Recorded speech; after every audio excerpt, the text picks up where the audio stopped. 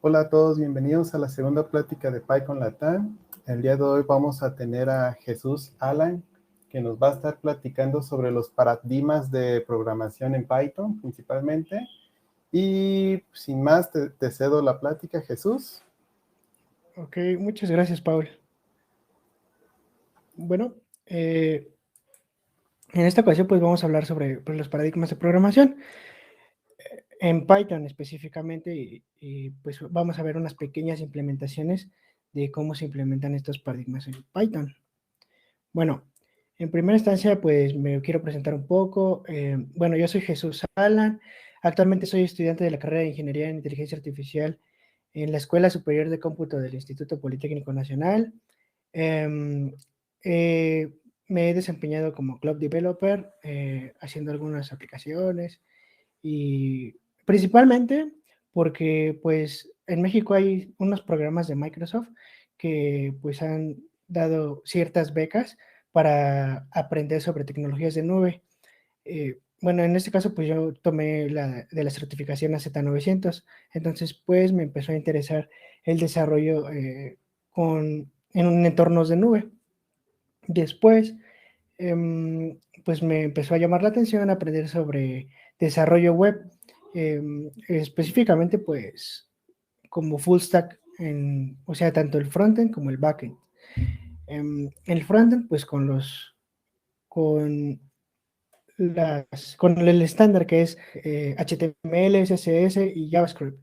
Y en la parte del backend con Java, principalmente porque, o sea, es un lenguaje que nos permite, nos da libertad de um, manipular o tener un mejor control de los recursos computacionales, que, o sea, en preferencia, yo preferiría desarrollar Java a comparación con otros lenguajes. Entonces, por eso eh, eh, decidí desarrollar el backend con Java. Bueno, también recientemente me ha gustado formar parte de comunidades. Eh, Me metí al club de algoritmia y estoy empezando en la programación competitiva en el club de la escuela donde estudio. También me metí al club de seguridad informática porque pues me interesa mucho aprender sobre cómo están construidos los sistemas tanto basados en hardware como en software. Bien, eh, mis principales hobbies son jugar ajedrez, me gusta mucho jugar ajedrez, como deporte me gusta nadar y también suelo tomar clases de baile de vez en cuando. Bueno, eh, este pequeño intervalo de tiempo lo menciono como para que la audiencia conozca mejor quién está dando la charla. Bien, existen cientos de paradigmas de programación, entonces no vamos a ahondar en todos ellos, sino vamos a limitarnos a los principales y específicamente en los que Python soporta o les da soporte, porque Python es un lenguaje multiparadigma.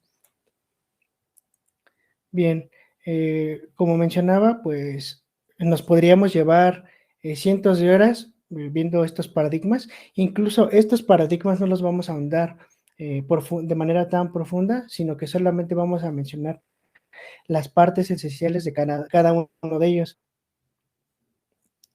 Sino, bueno, la intención de la presentación es incentivar a que ustedes investiguen más acerca de estos paradigmas. Bien, para empezar, pues sí es recomendable que la audiencia tenga fundamentos de programación, pero no es esencial. Entonces vamos a abordar algunos conceptos para poder entender la presentación, ya que esta presentación pues va dirigida a personas que se están iniciando dentro de la programación y pues puedan formar parte de esta bella comunidad. Bien, vamos a explicar en primera instancia qué es un algoritmo. Un algoritmo es una secuencia de pasos ordenados que nos van a permitir llevar a cabo una acción. En este caso, vamos a realizar un algoritmo que haga la suma de dos números. Entonces, en primera instancia, pues vamos a leer el número A, después vamos a leer el número B y vamos a calcular C como la suma de A y B. y después vamos a imprimir los resultados en pantalla. Básicamente eso es un algoritmo y cada uno de estos pasos son una instrucción. Bien, esto es importante porque la máquina abstracta, vamos a hablar de otro concepto importante que es la máquina abstracta. Bien, la máquina abstracta es el modelo lógico de cómo procesa una computadora la información. Es importante mencionar que no debe de confundirse con el concepto, bueno, con la arquitectura de von Neumann, ya que pues esta sí es realmente cómo está construida la arquitectura de nuestros computadores actualmente. Esto pues ya es la parte física y esta de acá pues es la parte conceptual, que principalmente busca aislar eh, los componentes de la computadora como la memoria RAM, el procesador, eh, la tarjeta madre, el disco duro, si tiene una tarjeta de video. Bueno, para empezar y para explicar qué es la máquina abstracta, pues vamos a ver tres secciones principalmente. Vamos a ver que en la memoria se encuentran los datos y los programas, pero estos programas no pueden estar en reposo solamente, sino que se requiere operar con estos datos. En este caso, pues nos vamos a ir hacia el intérprete, que es la parte que se divide en tres subcategorías, por así mencionarlo. Bueno, en primera instancia está el controlador de secuencia. El controlador de secuencia lo que hace es determinar cuál va a ser la secuencia de las instrucciones que se le van a ir dando a la computadora. Después vamos a tener un controlador de datos que va a delegar dónde se van a ejecutar ciertamente cada uno de los datos específicamente en el área donde se requieran. Después nos vamos a ir al manejador de memoria, que este es quien va a estar administrando la memoria donde se van a estar almacenando los datos y los programas. Después vamos a tener la parte de operaciones, que ya es pues donde se van a llevar a cabo las operaciones que se requieran. Bueno, en este caso pues vámonos con la arquitectura de von Neumann. La arquitectura de von Neumann, como ya explicaba, pues ya es la parte física y pues tangible, por así describirlo. Entonces tenemos un dispositivo de entrada que pueden ser nuestros periféricos, como un micrófono o las entradas del teclado, los clics que generamos con el ratón. Bueno, todas esas acciones van a recaer en la máquina. La máquina pues tiene una CPU y continuamente está generando relaciones o interacciones con la memoria. Bueno, la CPU está principalmente dividida, Central Process Unit, o la unidad central de procesamiento, está dividida en dos principales partes, la unidad de control y la unidad aritmético-lógica. En la unidad de control, pues vamos a estar delegando donde se ejecutan las instrucciones de la computadora y junto con un reloj, pues van a estar determinando en qué periodos de tiempo se van a estar ejecutando dichas acciones. Bien, en la parte de ALU o lógica unidad lógica y aritmética, pues se van a estar haciendo el procesamiento matemático de la información, principalmente pues operaciones lógicas y operaciones aritméticas. Y bueno, esta CPU va a estar en interacción con la memoria y esto pues porque pues la información que se va a estar almacenando en la memoria se va a estar procesando en la CPU y pues con ello vamos a tener un dispositivo de salida. Es importante mencionar que cada una de estas partes, como el dispositivo de entrada, la máquina y el dispositivo de salida, van a estar conectados a través de buses, que son sistemas analógicos y digitales que permiten la transferencia de información entre cada una de estas partes.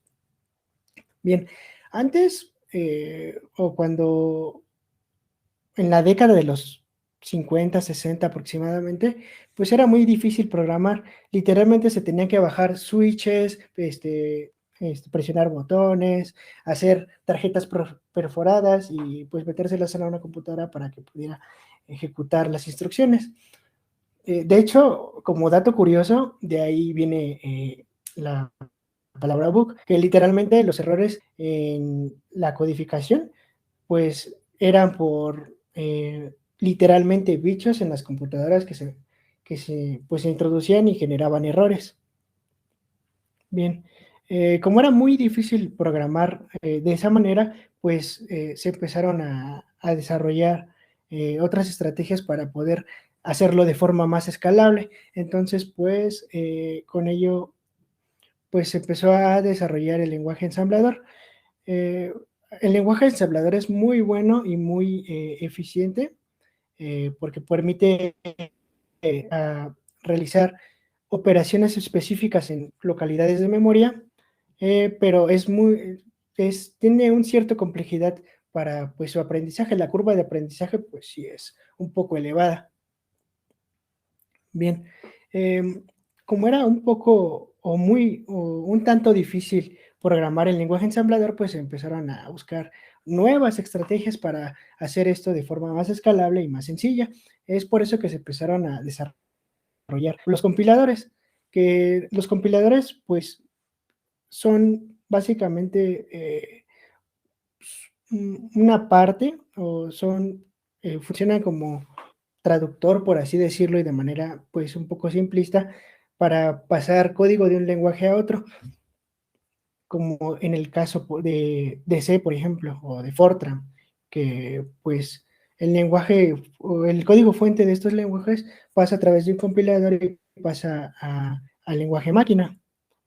Bien, el primer compilador lo desarrolló de forma teórica Corrado Bohm, que pues él lo desarrolló en su tesis doctoral, pero esto proponía un modelo eh, que trataba de dar instrucciones en inglés y que estas instrucciones en inglés, que es un lenguaje más, pues es un lenguaje que los humanos podemos interpretar de mejor manera, eh, dar estas instrucciones a la máquina,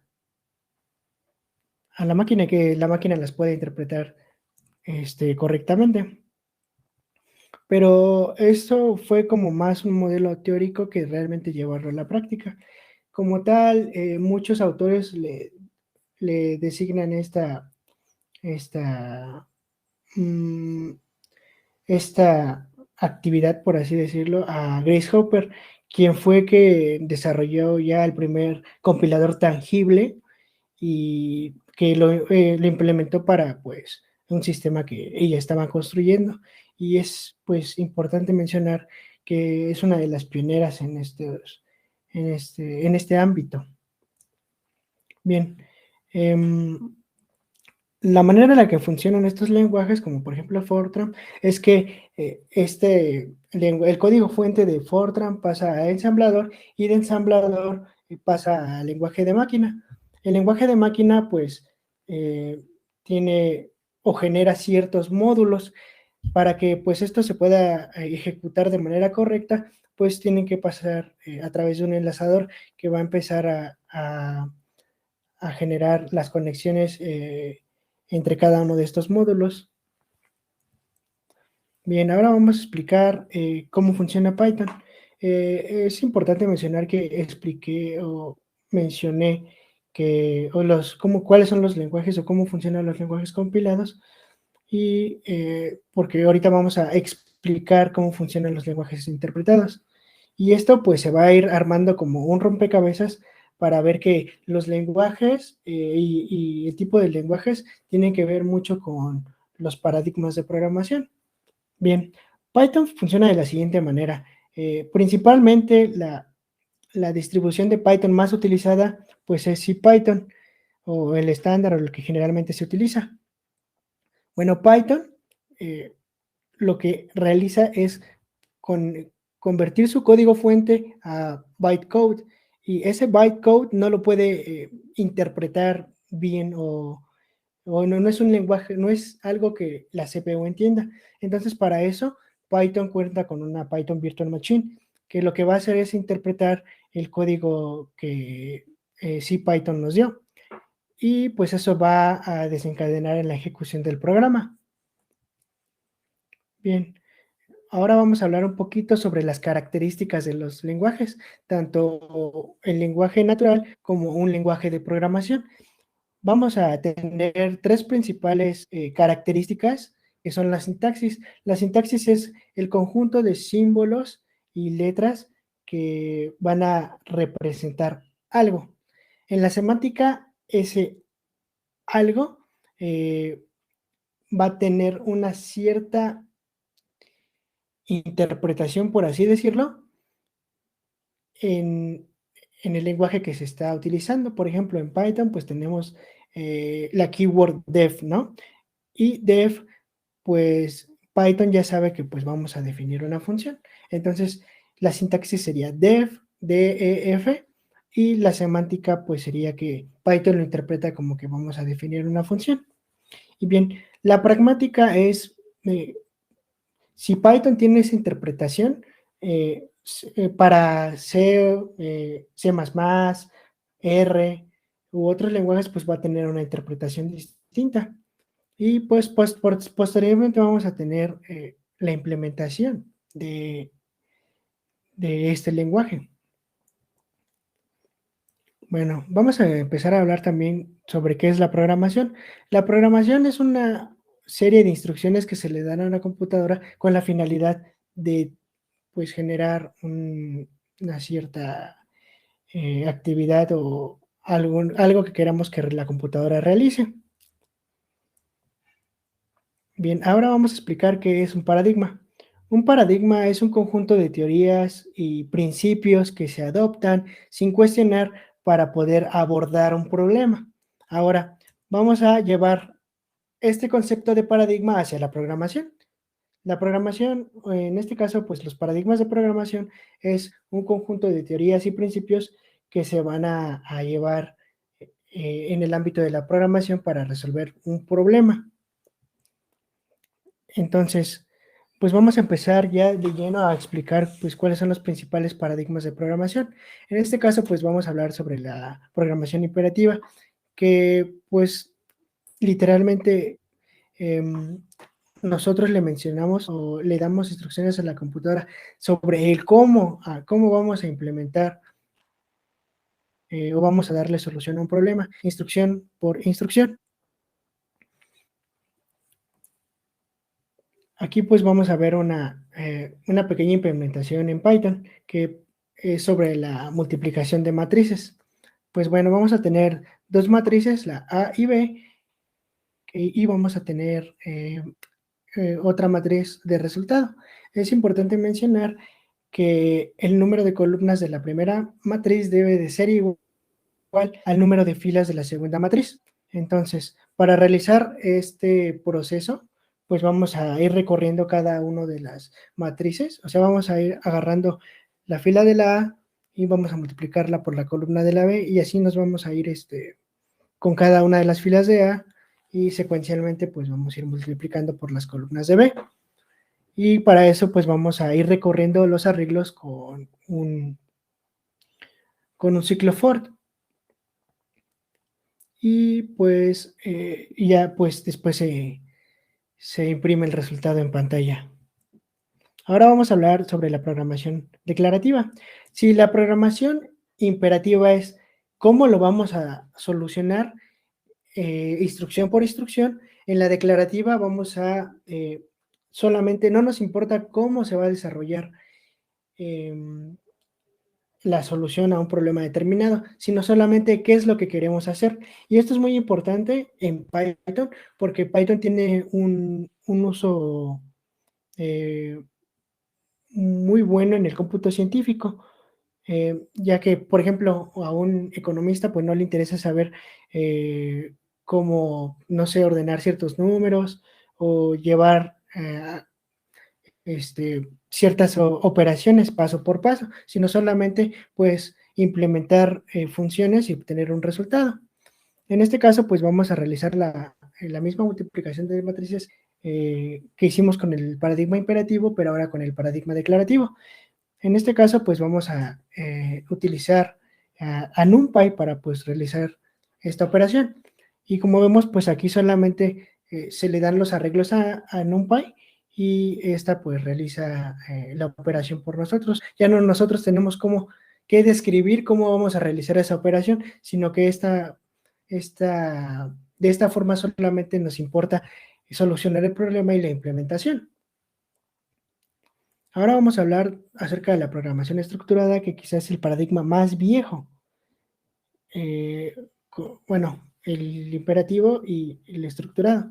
El estructurado, pues, es básicamente estructurar nuestro código de manera secuencial, y esto es importante porque las líneas de código se van ejecutando una tras otra. De hecho, el paradigma estructurado trata de evitar la sentencia goto, porque la sentencia goto nos permite ir de una línea de código X em, y ir a otra línea de código, ya sea arriba o hacia abajo, y esto pues rompe con la secuencialidad que tiene la programación estructurada. Entonces, pues se trata de evitar esta sentencia para no tener un código espagueti, por así decirlo, y no romper pues con la estructura del código. Este paradigma de programación tiene pues ciertas características, como por ejemplo que tiene el manejo de errores y excepciones, utiliza estructuras de control que principalmente se dividen en tres: las secuenciales, que es ir ejecutando el código de manera secuencial. También tenemos los condicionales, que en este caso, por ejemplo, aquí en este código pues está if, ¿no? Que si cumple que el número 3 es mayor a 10, pues va a imprimir que el cociente de la división es mayor a 10. Pero si no, pues el cociente va a ser menor a 10. Esto pues es una estructura de control condicional, porque pues va a realizar cierta acción si se cumplen ciertas condiciones, o en caso de que no se cumplan, pues realizar otra acción. También tenemos, como en este ejemplo, pues vamos a revisar ciertas características de la programación estructurada. En este caso, pues tenemos un programa que realiza la división de dos números. En este caso es 1000/0. Y pues bueno, vamos a mandar estos números a una función de división. Y bueno, como bien sabemos, no se puede realizar la división entre 0. Entonces, pues estas sentencias, que es try, va a intentar realizar la división, y en caso de que no se pueda, como es el caso, pues va a capturar esa excepción y la va a procesar en la pila de llamadas. Después, pues va a imprimir que pues no se puede dividir el número entre 0, no se pueden dividir números entre 0. Bien, finally es una sentencia que se va a ejecutar sin importar si se captura o no la excepción. Ahora vamos a hablar sobre el paradigma procedural. Si bien la programación estructurada resolvió muchos problemas, pues era pues muy difícil darle mantenimiento a muchísimas líneas de código escritas de manera secuencial. Es por eso que se empezaron a utilizar funciones para pues poder modularizar nuestro código. Como por ejemplo en este caso lo que hicimos fue no meter el algoritmo, por así decirlo, de la división dentro del main, de nuestra función principal, sino pues segmentarlo para tener un código más limpio y modularizado. Entonces esto fue importante en el paradigma de programación procedural o por procedimientos, que pues básicamente consiste en tener un flujo de instrucciones y pues después, o en cierta línea, pues ejecutar cierta función, y esa función pues que ejecute cierto número de instrucciones, y después regresar otra vez al flujo normal del programa. Y después, y de igual forma, caer en otro procedimiento, ejecutar las instrucciones y regresar al programa principal. Ahora, en el main, pues vamos bueno, en esta implementación en Python, pues vamos a ver cómo es la implementación de este paradigma. Como ven, pues tenemos aquí que este programa realiza operaciones aritméticas con 2 números. Entonces capturamos los números y los mandamos a cada una de estas funciones. Lo mandamos a sumar, esta función hace y imprime la suma y después regresamos a la función principal. En la función principal mandamos los 2 números, esta función los resta y regresamos al flujo de nuestra función principal y así de manera pues secuencial. Ahora pues vamos a ver la programación orientada a objetos, que pues es importante, o la programación procedural también resolvió muchísimos problemas con la modularización del código y que sea el código más, hacer el código más mantenible y escalable, pero también tenía como que ciertos problemas para, por ejemplo, desarrollar un sitio web, ya que pues si tenemos pues un botón, ese botón, describirlo en programación estructurada y procedural, pues no es tan sencillo. Entonces es más fácil abordar este problema con la programación orientada a objetos, porque la programación orientada a objetos tiene, básicamente hace referencia a que podemos tener o interpretar la realidad como una serie de objetos. Y pues bueno, para empezar, pues vamos a explicar lo que es un objeto. O un primero, pues sí, un objeto. El objeto pues es una entidad con ciertas, por ejemplo, este teléfono es un objeto y este objeto pues tiene ciertas características que se le llaman atributos dentro de la programación orientada a objetos y tiene ciertas funcionalidades que en programación orientada a objetos se le llaman métodos. Entonces, pues es la descripción de lo que es un objeto. Entonces, pues este objeto parte de un grupo de cosas con un grupo de objetos con características similares, que a este concepto lo vamos a conocer como clase. Una clase es un molde. Por ejemplo, si yo tengo la clase humano, puedo tener una instancia que va a ser el objeto, y este objeto puede tener, por ejemplo, el objeto Alan, ¿no? Y yo tengo pues ciertas atributos y métodos. Pero es importante mencionar que las clases son solamente un molde o un conjunto de entidades con características similares. Bien, vamos a hablar aquí o vamos a ver una pequeña implementación de la programación orientada a objetos. También es importante mencionar que la programación orientada a objetos tiene o se basa en 4 principales pilares para poder desenvolvernos en la programación, en el paradigma de programación orientada a objetos. Primero, pues vamos a obtener la abstracción, que es aislar eh, una entidad con sus características principales y dejando los detalles que no nos aportan nada pues de fuera. Después vamos a tener el concepto de herencia.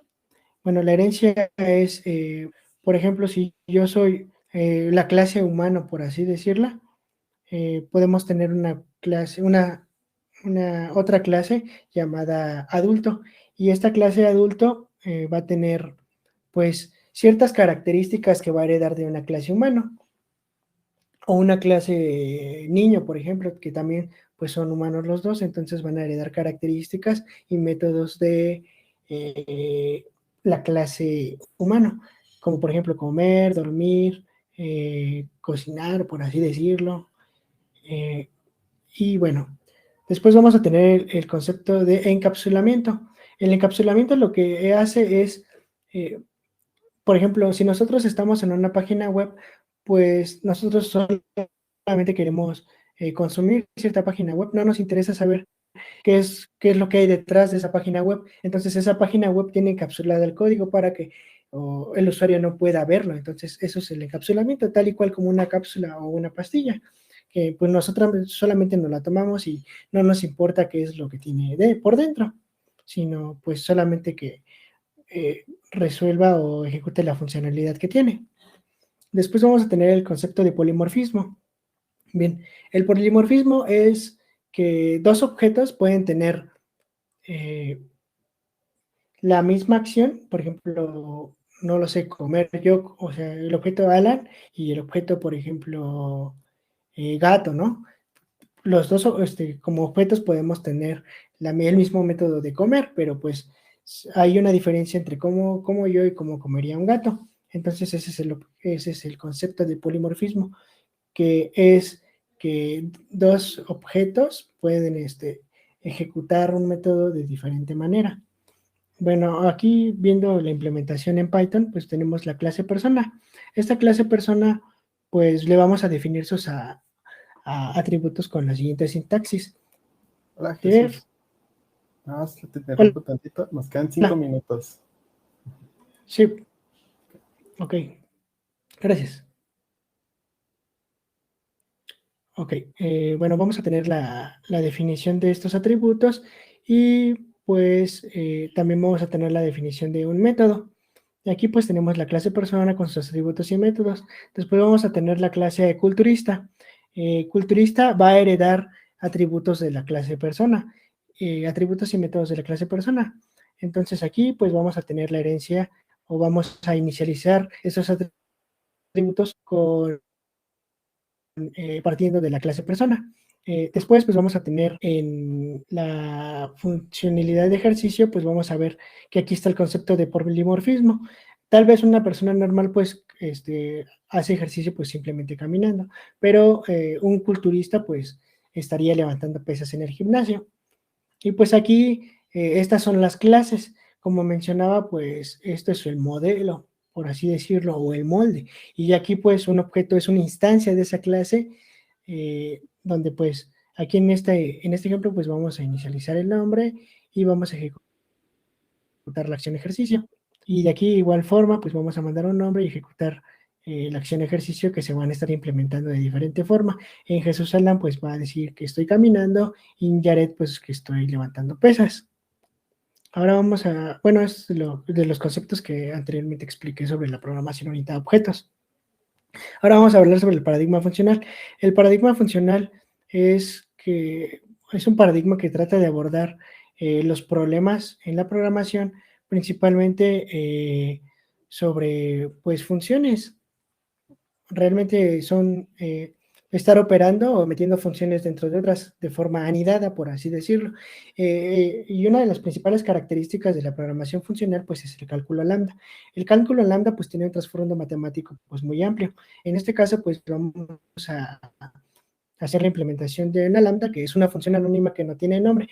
En este caso, pues esta función no tiene un nombre, solamente pues es una variable que va a almacenar la operación que realiza esta función. En este caso, pues vamos a meter esta lista dentro de esta lambda para que retorne el número de caracteres que tiene esta lista y pues los va a imprimir en pantalla. Después vamos a tener funciones de orden superior, que básicamente es meter funciones dentro de otras funciones como parámetros, por así decirlo. En este caso, pues vamos a meter esta función, la primera lambda, como parámetro en otra lambda. Entonces vamos a mandar el número de caracteres o vamos a mandar más bien la función dentro de otra función. En este caso vamos a mandar la función para contabilizar los números de caracteres y esta función va a retornar un valor booleano en este caso, porque pues va a ver si el número de caracteres es mayor a 10 y esta función pues va a retornar un valor de true o false y pues viendo si se cumple que es pues mayor a 10 el número de caracteres, pues va a imprimir que es verdadero o bueno, true o false en caso de que sea en caso contrario. Después tenemos la programación lógica, y la programación lógica como tal no es soportada por Python, pero pues es importante mencionarlo porque es uno de los principales paradigmas, que básicamente hace referencia a una serie o evolución de predicados. donde pues vamos a tener como por ejemplo en Prolog, pues ciertas afirmaciones, y esas ciertas afirmaciones se pueden ir operando línea por línea. Después vamos a tener la programación dirigida a eventos. La programación dirigida a eventos es básicamente o consiste en que un programa va a estar corriendo de forma cíclica hasta que pues encuentre cierta condición para ejecutar una acción determinada. Por ejemplo, si yo, no sé, pico un botón, a lo mejor una página web pues va a estar corriendo de manera cíclica hasta que yo pues apachurre un botón dentro de la página y eso va a disparar una acción. Básicamente eso es la programación dirigida a objetos. Y bueno, como resumen, pues aquí vamos a tener las dos grandes categorías de programación, de paradigmas de programación, que dentro de la imperativa pues vamos a tener la estructurada y la procedural.